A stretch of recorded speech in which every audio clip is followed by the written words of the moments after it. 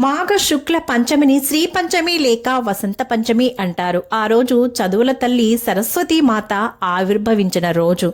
అలాంటి రోజు అమ్మవారిని పూజించి పాయసం, వెన్న, పెరుగు, వరిపేలాలు, తెల్లని నువ్వులతో చేసినటువంటి లడ్డూలు, చెరుకు రసం, బెల్లం, తేనె, పాలకోవా, చక్కెర, కొబ్బరికాయ మరియు రేగుపళ్ళు మీకు వీటిల్లో ఏవి అందుబాటులో ఉంటే ఆ అమ్మవారికి మనస్ఫూర్తిగా నివేదించండి. అలాగే ఈ శ్రీపంచమి నాడు పలక, బలపం, పెన్నులు, పుస్తకాలు, బెల్లం వంటివి దానం చేయడం వల్ల ఆ ఇంట్లో నిరక్షరాస్యులు అనేవాళ్ళు అస్సలు ఉండరు.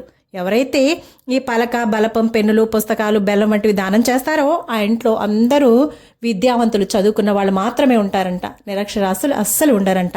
ఈరోజు ఈ దానాలు చేయండి.